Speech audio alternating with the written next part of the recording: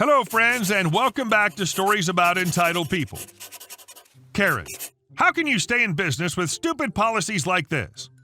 Quite easily, actually. Without needing to refund every stupid Karen's money, the store's able to maintain a profit. That's how. I'll give it to a homeless person and leave a bad review on Facebook. A little backstory. I work as an assistant manager at a summer store in a resort area. So for this story, I'll be me, my coworker CW, and the unsatisfied customer Karen. So this happened in the middle of the winter. We have a promotion on our hooded sweatshirts where you can buy 2 for $35 or get 1 at a regular price. Have in mind these are leftover sweatshirts from the summer and we don't have a big selection of sizes. So one day, me and my coworker, a tiny 5'2" girl, her height will be relevant later, also an assistant manager, is sitting behind the counter and chatting about her trip in Europe. We're both from there and visit our home countries once every year. It's off-season and we're taking our time with getting the new merchandise out since there's not much going on. When all of a sudden I hear in the most Karen voice imaginable, "Excuse me," and I get up from behind the counter and say, "Hi ma'am, how can I help you?" Karen, "I bought these 2 sweatshirts yesterday. I want to return them." Me, in the most polite voice that I can muster, "Unfortunately, we don't do returns, only exchanges for the same amount or more, and I'd be more than happy to help you with that." Karen, "But I don't want to exchange them. They don't fit right. I want my money back." Me, "I'm sorry to hear that, ma'am. That's our store policy, and I can't give money back. I can only do the exchange." At this point, Karen started to get more and more red in her face, and I was just trying to keep my cool. Even though this is not the first time happening, I was starting to get aggravated. Karen, "Well, where does it say?" Me, "On the bottom of your receipt, ma'am." Karen, in a very aggravated voice, "Well, I don't have my glasses on and I cannot see that." Me walking back towards the register, I point at the no refund sign on the back of the register, on the no refund sign next to the register where you put your items before purchasing, and on the sign taped to the wall behind the register that says, "No refunds." All of them typed and printed in huge black letters. And I simply tell her, "Here are the rest of the signs that tell our customers that we don't do refunds. I hope you're able to see them without your glasses." At this point, Karen was fuming and started screaming, "Well, I'm a customer and I'm always right." To which I calmly said, "Not in this case." Not having anything else to argue about, she said, "Well, the girl that worked here yesterday told me I can return the sweatshirts." At this point, my tiny coworker, who wasn't visible from the lady's perspective, emerged from behind the counter and said, "Ma'am, I was working here yesterday, and I was the one that rang you up, and I never said you can return the items." Karen, "This is outrageous. How can I wear them if they don't fit?" CW, calmly, "We have a dressing room, ma'am, and you should have tried them on before buying them." Now Karen looked like she was about to explode and started hissing through her teeth, "I need to speak to your manager right now." So to clarify, when our store manager is off, the assistant managers are in charge, but we didn't need to tell this to Karen, so I simply said, "You're looking at her." I wish I could describe the face that she made. It was a combination of eating a lemon and tasting your own vomit at the same time. It was priceless. Karen, not having anything else to say, she stated, "How can you stay in business with stupid policies like this? You know what I'm going to do? I'll go on Facebook and give you a really bad review." Me, "It's a free country, ma'am, and you have the freedom of speech, so feel free to post whatever you desire." Karen, angrily, "And I will donate these sweatshirts to a homeless person." Me, ironically, "Oh, that's nice of you to think about the less fortunate. You'll make somebody really happy." At this point, Karen started saying some incomprehensive words and stormed off into the sunset. But I have to have the last word, so I said, "Thank you for coming in and have a nice day." And our second story. Karen has a meltdown at the gym. Background. My apartment building has a medium-sized gym that's empty or nearly empty Monday through Friday in the afternoons, where I practice boxing 3 days per week with my trainer. In the back of the gym, in a corner, there's a bag we use with a little area about 40 square feet in front where we spar. This area is out of the way of all the other machines and walkways, so we use it to do our thing. There are also security cameras in the gym. The story. My trainer, Zoltan, and I enter the gym. There's a girl I've never seen before, I'll refer to her as Karen, set up with the bench doing sit-ups near the bag in the area where we usually spar. The gym was empty and there was another area out of the way to spar, We would have used it, but the way the gym is laid out, if we sparred anywhere else and someone entered the gym, 1, they would have to get around us to access all of the equipment. 2, we could get hurt accidentally bumping into equipment. 3, we usually do bag work and that's the only bag in the gym. No big deal, I'll just explain why we need this area and ask her to nicely move. Me. Excuse me, we're about to use this area to spar and we're also going to be using the bag and I don't want you to get hurt. Would you mind moving over there? Points to an open area with 20 square feet of space available. Karen stares blankly into space for a few seconds. Oh, I didn't know you could save spaces in this gym. Me.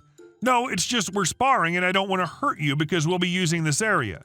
We could bump into you or fall over you. Also, we use this punching bag. Karen picks up her bag and moves 10 feet away to another open area. Me. Thank you so much. I really appreciate it. Zoltan and I help her move her things. Karen. Don't move my things. I'll move them. We help anyway. We begin sparring. Karen takes her phone out and starts talking. Zoltan. Oh my God, she's making a complaint. Me. No, she's probably just making a phone call. 5 minutes later, one of the building staff members enters the gym and she starts talking to him and pointing at us. They speak for 5 minutes and he leaves. We spar for half an hour, then strength train in the same area. Note, the bench she was using is stored in the front corner of the gym in the area where we were using 20 minutes into our strength training. She walks in front of us to put her bench back. Karen. I'm just here putting this back, but I guess that's a problem. My trainer and I exchange looks, and that's when I realize Karen is not right in the head. It's been nearly 60 minutes, and she's still fuming. We didn't respond to her comment, believing it best not to engage with her.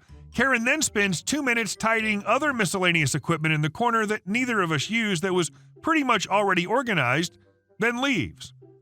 But wait, there's more. The front desk is visible from the gym. Karen stops there and talks to the girl working there for nearly 10 minutes, pointing at us and making large gestures with her hands. Karen leaves and the front desk girl enters the gym. We know she's coming to talk to us, so my trainer and I approach her. Me. I'm very sorry you had to be involved in this. What did she tell you?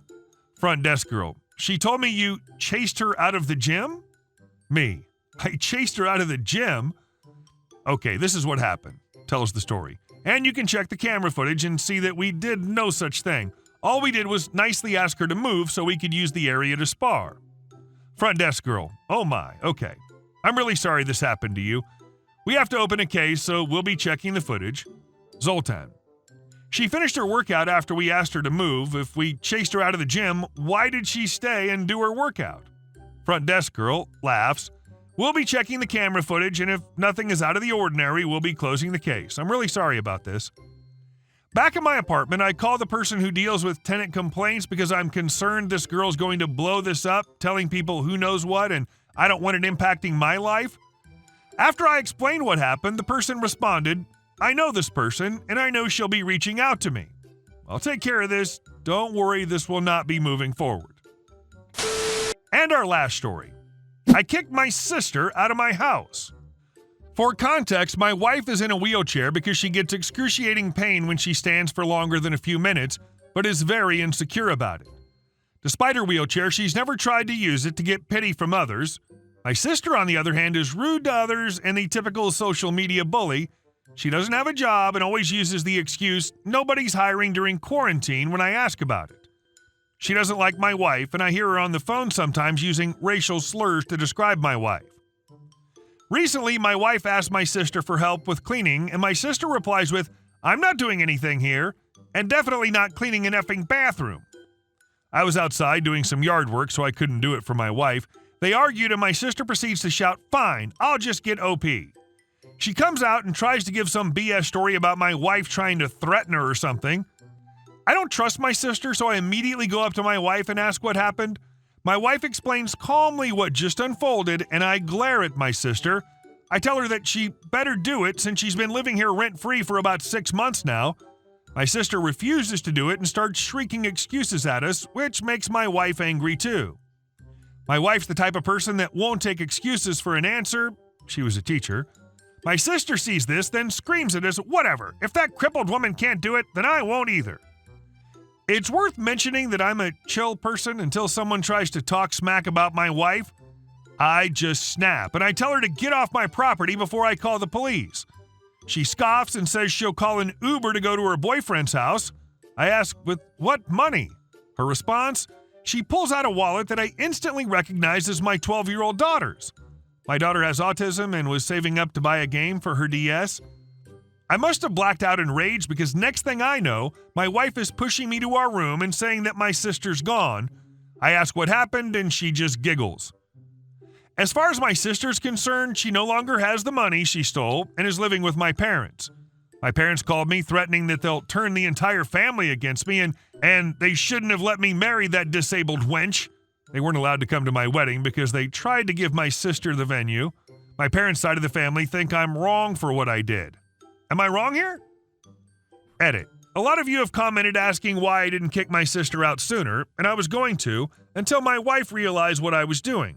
She's such a kind soul that she wanted my sister to have a second chance. Edit 2.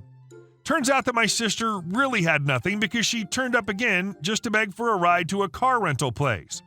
I refused and said that she better get her boyfriend, who she tried to ruin my wedding with, to take her.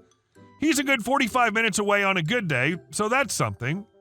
I didn't know how she was going to afford a rental with the little she had, and she said that our parents were paying. I honestly didn't care and just let her leave.